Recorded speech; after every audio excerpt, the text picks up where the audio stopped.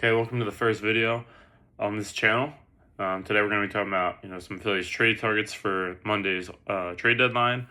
We're going to talk about how the Phillies been playing recently, their playoff chances, their playoff outlook, and let's just get right into it. So starting off with the trade deadline, Phillies are in need of a lot of help. They haven't won a game pitched by their 4 or 5 starters in a month. They clearly need some help in the lineup. They've struggled to put up one run unless in the stretch since the All-Star break. They're 3-9. They put up one run or less in way too many games. And, guys like Schwarber, Harper, they can only carry so much. Trey Turner, obviously, he hasn't been worth his money. Last year, he was really good. Made the contract looked like it worked well. But this year, it's kind of back to the same. He can't field. He's got a sub 700 OPS. He doesn't come through a lot in the big moments. Not what they need out of their leadoff guy. The cleanup hitter is a problem. I mean, they're going with a platoon position in the lineup, which is weird. When they face a right-handed pitcher, a lot of times Marsh gets the nod. When they face a lefty, they go to Bohm. It's just neither of those guys are capable of hitting cleanup. And the problem right now the Phillies have is a lot of these teams are buying. Like the Twins last night made the move for AJ Minter. The Twins last year traded Yohan Duran, Griffin Jax, Carlos Correa, just name a few. They traded a lot of guys last year, had a complete fire sale. They basically traded everyone but Buxton and Joe Ryan. And now they're buying because they're 55 and 55. And in the American League, that puts you 3.5 back. Or 3 back, I think they are. So it kind of ruins the market here.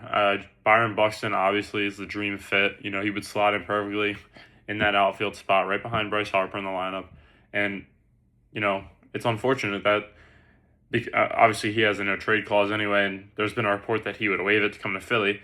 But it's just unfortunate for the Phillies because they're a team that's in need of a lot of players, and they can't really get the help they need because teams like the Twins are going to buy, and teams in the American League that are teams that should certainly be selling, and like in the National League they'd have sold.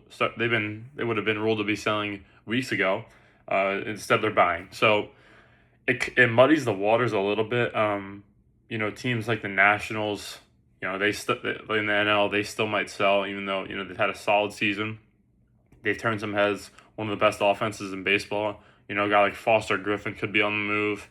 I know people have floated C.J. Abrams. I don't think he gets moved.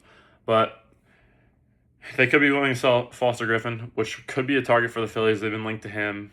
Another lefty starter, but kind of what you need when you're facing the Dodgers, who, they have Shohei Ohtani, Kyle Tucker, Freddie Freeman, a lot of really good left-handed hitters, though, Kyle Tucker hasn't lived up to his contract, that's for sure, since the Dodgers signed him this offseason.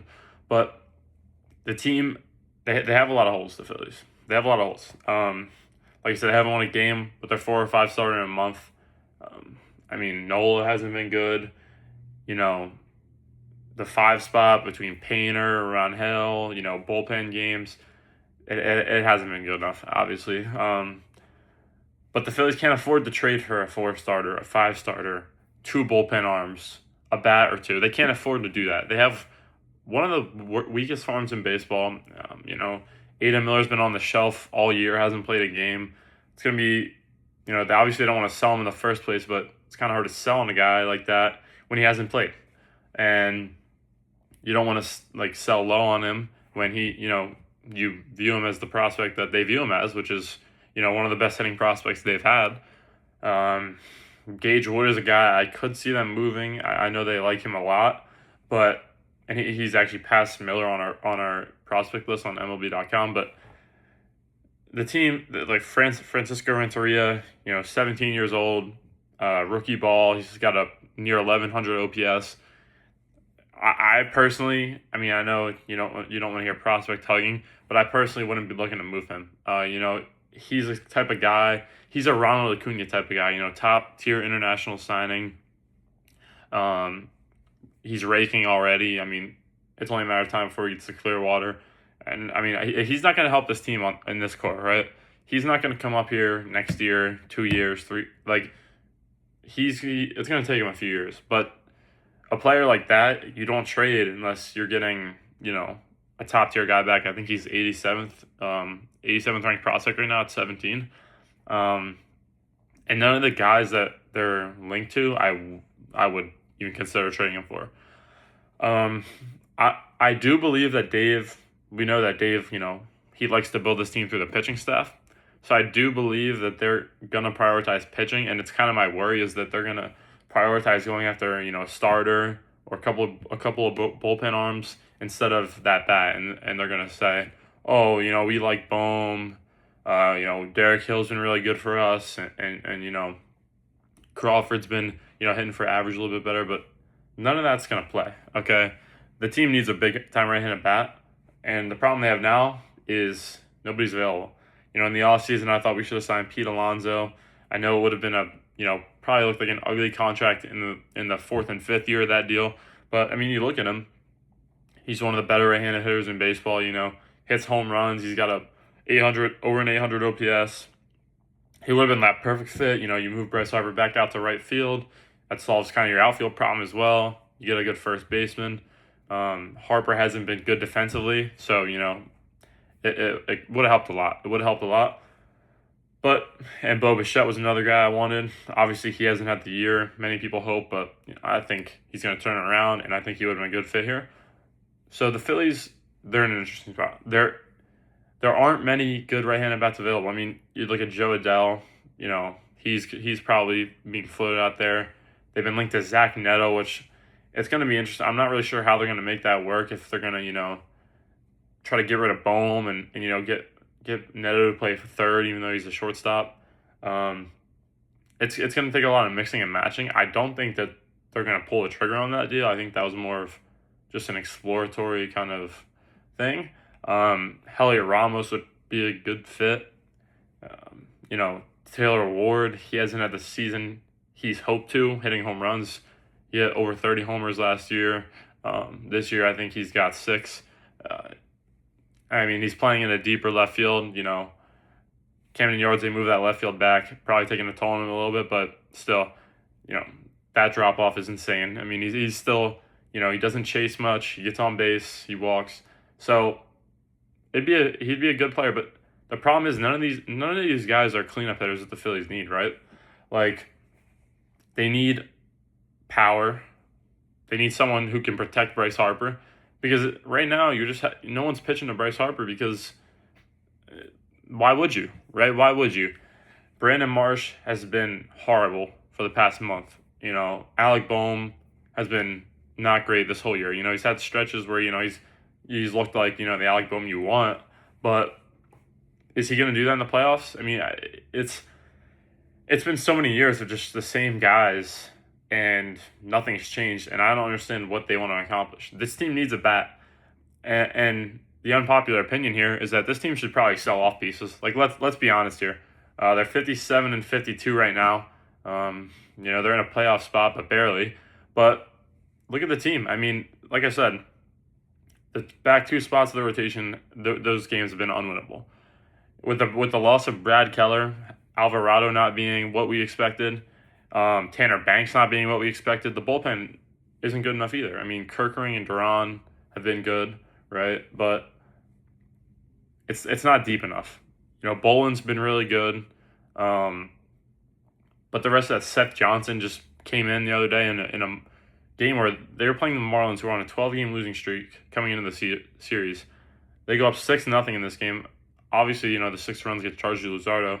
But Seth Johnson's getting put in a 2-run ball game with runners on when they're trying not to get swept by a team that's in the race now.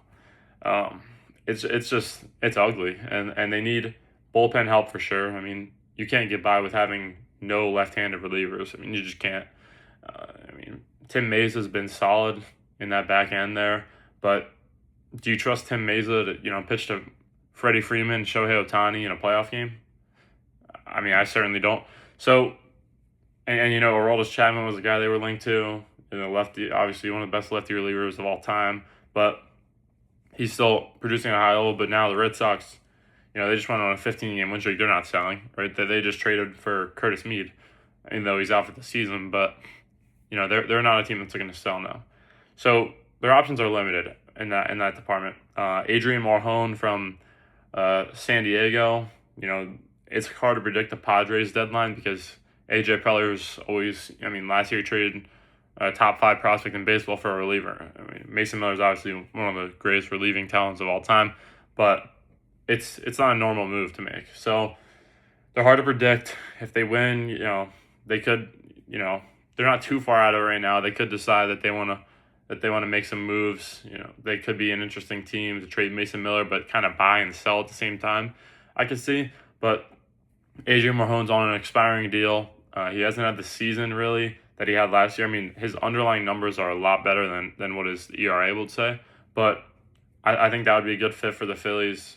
It wouldn't cost too much, but they just have bigger needs. They have bigger needs. This team cannot win by just addressing the pitching staff. I know Dave Dombrowski likes to build through the pitching staff, but this team cannot win by just trading for pitchers. Of course, you have Wheeler, Sanchez, Luzardo. Those are probably the best pitching trio in the league. But and you don't really need a 5-starter in the playoffs. You don't need a 5-starter. You need a 4-starter, I think, for 2 starts in the playoffs. And that's a problem, right? But their problem right now is getting to the playoffs. They're falling. They're 3-9 since the break. They're going into a series in Baltimore here before they come home against Washington at the trade deadline. They need some help. They need a lot of help. The pitching staff, the 3 guys have been remarkable. I think they're 43-13 when those guys start games, and the games when those guys start, it's not very pretty. I know Andrew Painter is going to come up tonight, and he's going to make that start, that fifth rotation start tonight. He's had a couple of bad starts in Lehigh Valley, a couple where he's looked okay, struggled with command a little bit, but he's going to get another chance tonight. So hopefully, he shows something. That would be big for the Phillies. If he goes out there and gives them 5 or 6 strong innings tonight, I'm not going to say that that's going to prevent them from trading for a pitcher, because Dave loves to build through this rotation. Last year they came in the season with Wheeler, Sanchez. They had Nola, who they thought would be good still. They had Ranger Suarez.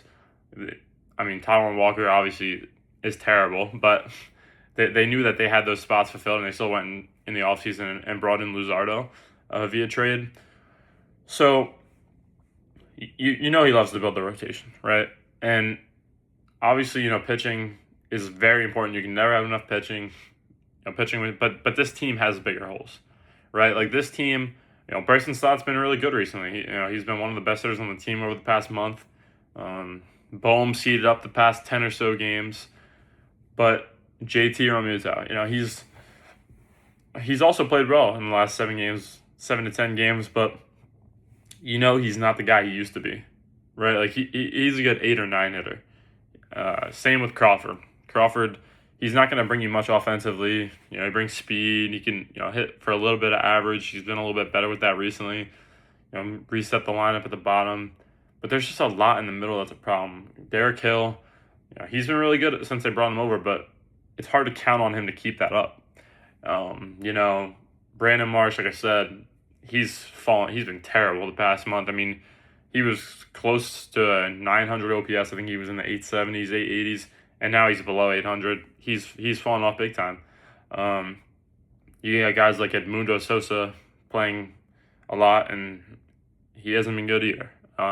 It's just they have so many bats that just haven't been good. Gabe Rinconis playing platoon games.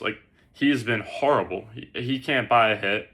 He doesn't bring much. He doesn't bring anything, right? So you look at a team like that and you say, how do they compete with the Dodgers, right? Does Taylor Ward or Joe Adele, by the way, he's another guy who's fallen off. He was really good last year. He had a breakout season finally after, years of disappointing. He was really good, and this year he hasn't been the same. He's a platoon bat.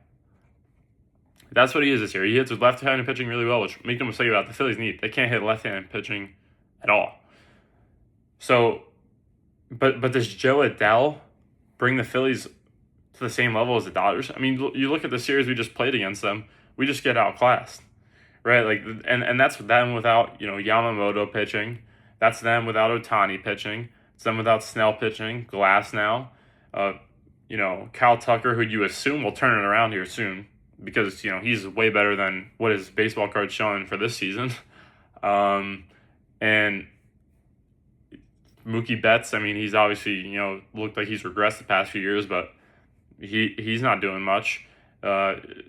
Just a lot of problems, right? Like the Dodgers have the best farm in baseball. They might go out and get Tarek School on Monday. They're the favorites to do so right now. He's getting moved, and they're the favorites. So, and they have a farm where they could trade for Tarek School, and they'll still have a better farm than the Phillies. So, where does that put you, right? You compare the teams, their pitching staff. Of course, our pitching staff.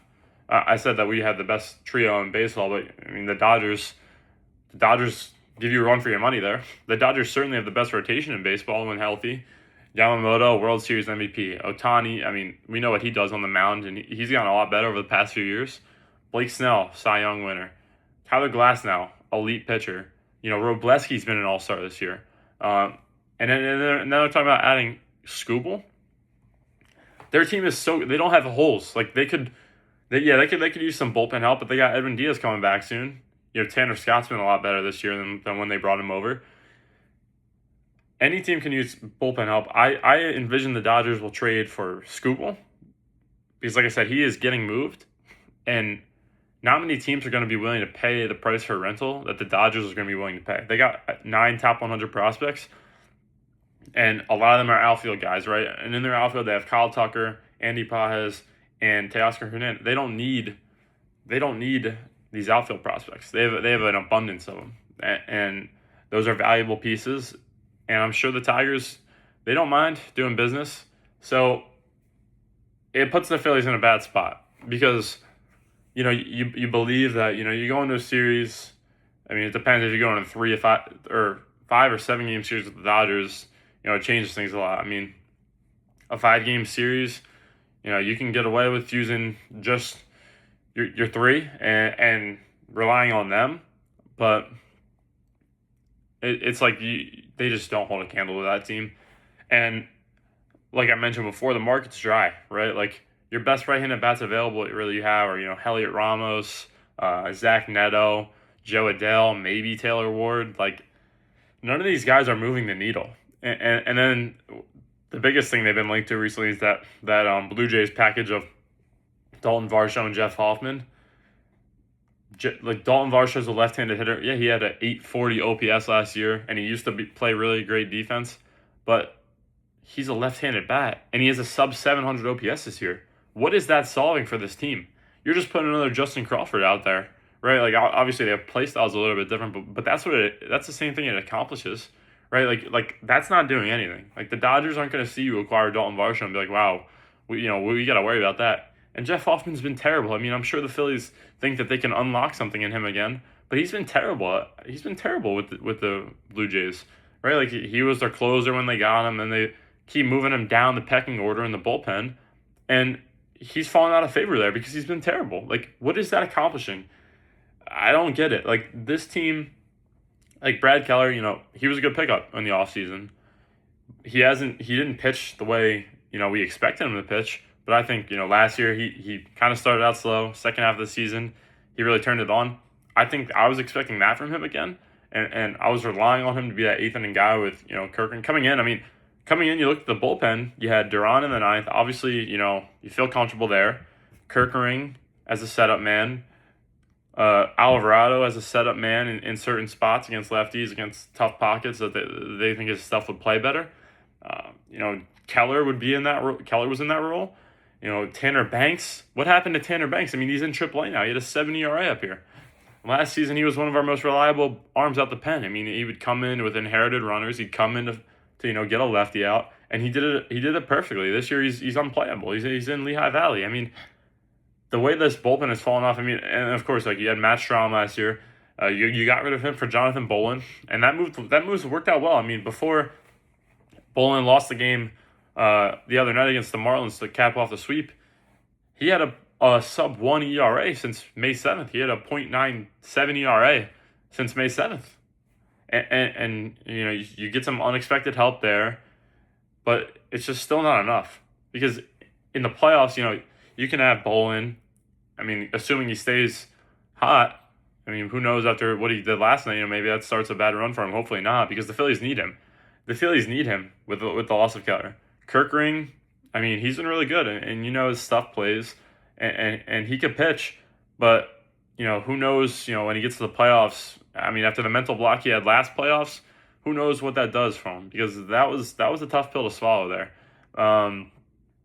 and it's just Tim Meza. You're not really trusting that guy to go out and get you big outs in the playoffs.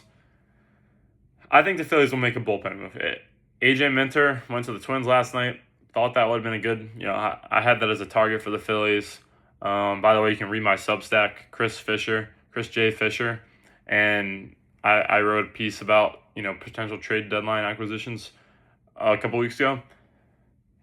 My take now, obviously, is that this team needs way too, this team has a bottom 3 farm in baseball, and they need about 5 players.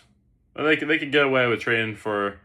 I think they can get away without moving for a starter. I think that they would be wise to not make a move for a starter unless they're trading for some really cheap guy who they think they could turn around. I wouldn't be opposed to that move, but starting pitching is expensive, right? In the offseason, you got to pay a lot of money for it. When you're trading, you got to get a lot of prospects for it. And Freddie Peralta's been floated. Clay Holmes, Phillies scouted. I just don't think doing business with the Mets for a starting pitcher is the play. The Mets obviously are going to charge you a little bit more for that in-division rival tax, right? They're not going to want to move Freddie Peralta to you and help you try to win a World Series. So you're going to have to pay more. And I don't think that that's what the Phillies should be doing. Because, yes, that 4 and 5 star is terrible. And, yes, we need to get to the playoffs first. But I think that's just bad asset management. This team needs to get creative with getting a bat. I mean, Christian Walker was a guy that was floated. His peripherals were kind of rough, but now the Astros, they said that they're going to buy. So it's just teams that. I mean, they're just buying. No one expected the White Sox to be buyers coming into the season at the deadline. The Guardians, they don't usually buy crazy, but they're not going to be selling, that's for sure. A lot of these AL teams, I mean, who knows what the Blue Jays are even selling, because they probably feel that they can turn it around. Right, they're a team that got to the World Series last year. It's largely, I mean, it's honestly, they added, Cease to this team. So it's hard to say who's going to sell. I mean, the Orioles should sell, but these teams aren't far out of the playoffs because the AL is so weak. So it just gives them reasons like the Twins to be buying. I mean, the Twins should be selling. They're not a good team, right? If the Twins are in the National League, their record would be a lot worse, and they'd be so far out of the playoffs, and they'd have sold already. But they're buying. So it complicates things because now you got more teams buying and less teams selling, supply and demand. It's rough. The Phillies are in trouble, right? The Phillies are in trouble. Not a lot of right-handed bats available as is. So, like I said, I could see Dave Dombrowski making a move for a starter and a reliever and saying, we feel good about Bohm and Marsh and we think that Derek Hill has been really good for us and he solved some of that outfield problem and all of that nonsense. But at the end of the day, nothing's going to change the outcome, right? This team's just not good enough. It's apparent. It's apparent. You look at teams like the Brewers. I mean, and the Brewers' payroll, the Brewers just get rid of their best players. I mean, trade Corbin Burns, they get rid of Hader, they get rid of Devin Williams, and I'm not saying it doesn't. It obviously works out for them. They're the best farm in baseball. They're one of the best teams in baseball, but you just look at how far apart these organizations are. The Phillies are a team that, I mean, look at our prospect pool, our drafting. It hasn't been good, right? We have 3 top 100s right now, one of which hasn't played all year. The other one's 17 years old, and the other one we drafted last year. The Phillies might move Painter, right? Who knows what kind of value he has. That's another reason his start tonight's important. I mean, it's his last start before the deadline, so, teams could be watching. I'm sure the Phillies will be willing to move him. It's kind of a tough spot because you don't know if you want to sell low on him. As he's obviously been terrible in the bigs this year, and he hasn't even looked that good in the minors. But the Phillies got some questions they have to ask. none of these bats that are available, like Zach Neto, he's a good player. Heli Ramos, good player. Joe Adell, good platoon bat. But who moves the needle here? If you traded for Byron Buxton, he would move the needle. But now that's off the table. Obviously, Mike Trout's not going to request a trade within the next 3 days, even though the Angels are god-awful, have a terrible farm system, and won't be good for years. Probably won't even make the playoffs until he retires or leaves when his contract's up. So, I mean, it's kind of unfortunate, but you're banking on a guy like Mike Trout to request a trade. Like, the way this team is built is just so bad. I mean, they're terrible defensively. The bullpen was supposed to be a strong point. It's a weak point. I mean, the Phillies need internal solutions if they want any chance. I mean, they're going to need Jose Alvarado to figure it out because, Jose Alvarado, when he's on, is, before the suspension last year and all that, I mean, he is your top left-handed guy, right? He's your guy that you go to in the 8th inning when you got to, in the playoffs, and you got to face Kyle Tucker and Freddie Freeman. He's the guy that you go to. And he's proven this year that he can't be that guy. And he could turn around, right? We know it's in there in him. He's got to figure some things out. But it would just suck if the Phillies traded for just pitching. Because, yes, it's definitely a need, right? I'm not saying that they don't need pitching. They definitely need bullpen help, right? They definitely need bullpen help. I think Adrian Morejon's the guy. He could slide into that 8th inning role. That left-handed specialist role. You move everyone else down a notch. It gives you a lot of strength in the bullpen. Then you got Kerkering and Morejon setting up games for Duran. You got Bolin, who's been good. Meza, who you kind of use in a lower leverage, like 6th inning role maybe. Then you're not looking too bad back there. So I think Morejon's the guy. If you're going to go get pitching, Morejon's the guy. I think that is the move that they need to make. And then if you look for a bat, it's kind of hard. It's kind of hard to select somebody because, I mean, if Varsho's the guy, I think that just makes the Phillies worse, if I'm being honest. They do a lot of these moves where they're trying to get these guys to, revert back to who they were, right? Like Max Kepler. You bring in Max Kepler, try to get him to be a guy he was 7 years ago. You bring in Adolis Garcia. You try to get him to be a guy he was in the playoffs 3 years ago, a guy he was in the regular season 5 years ago. I mean, you could just go down the list, right? They bring in all these guys hoping that they're going to be, the older version of themselves and bounce back. And you just can't expect these guys to do that, right? Like they're playing bad for a reason. They're not just going to come to Philly and figure it out. And I think that's a big flaw in Dave Dombrowski. I mean, he's got a lot of flaws, I'd say. And the fact that they're even considering an extension with him is kind of ridiculous. Like, this is a guy who, 2022, let's look at the pieces that he brought in. It was Matt Klentak that brought in Zach Wheeler. It was Matt Klentak that brought in Nola, or not Nola. He kept Nola, but Nola was here. He brought in JT. He brought in Harper. He drafted Bohm. Obviously, not that he was doing much, but a lot of the pieces were in place. Matt Klentak was not allowed the ability to go spend over the luxury tax, but Dave Dombrowski comes here and he's allowed that ability. He hands out money. He hands out money to Schwarber. Great contract, worked out well. Hands out money to Castellanos, terrible. This team spends $125 million on these players. Taijuan Walker, Nick Castellanos, Aaron Nola, Trey Turner, JT Realmuto, Brad Keller's out for the season. Adolis Garcia's out for the season. That right there affords them the money to go they could pay Juan Soto and Aaron Judge for that price. They could pay them each annually for that price. But instead they're paying it to guys who are out for the season and weren't good before. They're paying it to wash guys like JT and Aaron Nola. They're paying it to guys like Trey Turner, who's getting $300 million, and he's not even worth anywhere near that. Nick Castellanos and Taijuan Walker were off the team because they were so bad. So they have a lot of problems. And look, I'm not going to, obviously, nobody's perfect, right? But if you had an extra $120 million to spend annually on guys who weren't useless, you're looking at a really good team. And a team that can compete with the Dodgers. They're not wasting money on guys who are terrible. I mean, obviously Kyle Tucker is $60 million, and he hasn't been what he's supposed to be. But I think he'll turn it around. I mean, it's look at the back of the baseball card. I mean, he's adjusting to the new team. Obviously, he had a rough second half with the Cubs last year, but he's a guy who could turn it around. And when he does, then what? This team has Shohei Ohtani. They have Andy Pages playing insane. They got Freddie Freeman, who's one of the greatest hitters of all time. Kyle Tucker, Teoscar Hernandez, Will Smith, Dalton Rushing is the backup. You go down the list. Tommy Edmonds, a good role player. All these guys, like this team is loaded, and they're gonna go get Tarek Skubal in all likelihood. Like, how do you compete with that team? The Phillies are going to gut the farm. They're going to trade Gage Wood, which I don't mind. He is one of the prospects I would sell. I think he'll be a good player, but I think trading Aiden Miller or Francisco Renteria, the way this team is currently built, is a mistake. That is a huge mistake. This team is not moving those prospects away from competing with the Dodgers.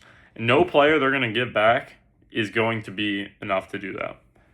They're going to need to make some offseason moves to get on even close to the level of the Dodgers. Like, that's the problem with this team is they always come into the season where they just don't address what they should have addressed. And then at the deadline, we're saying, well, they need all these things. What are they going to do? Because you can't trade for 3 All-Stars at the deadline with the farm that the Phillies have. You just can't do it. So, in all honesty, this team is not winning a World Series this year. I mean, they would have to get super hot at the right time, and I just don't think they're capable of doing it. The pitching can carry them, right? Like, you could get Wheeler and Sanchez and Luzardo to turn in crazy starts, but you don't trust this team to hit in October at the end of the day, right? Like, this team has proven since 2023. I mean, you look at the Diamondback series, they're up 3-2. They come home, and they lose 2. 2024, the bats die. Of course, they get knocked out by the Mets. Last year, more of the same.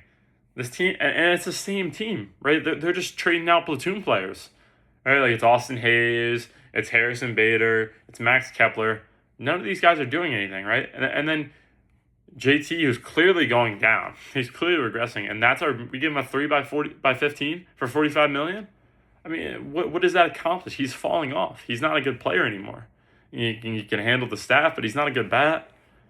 So it's just the same. It's the same team, same core that they're running back. This core is regressing in terms of results, right? World Series loss, NLCS loss, NLDS loss, NLDS loss. They're regressing, and these guys are getting older too. It's not like you made the playoffs in 22 with a bunch of 27-year-olds, and you could go up from here. Kyle Schwarber's getting old. I mean, he's still he's having his best years now, but Bryce Harper's getting old. He's falling off, right? He's not the same guy he was. JT Realmuto's falling off. Trey Turner's falling off. Aaron Nola's falling off. Zach Wheeler's not getting any younger.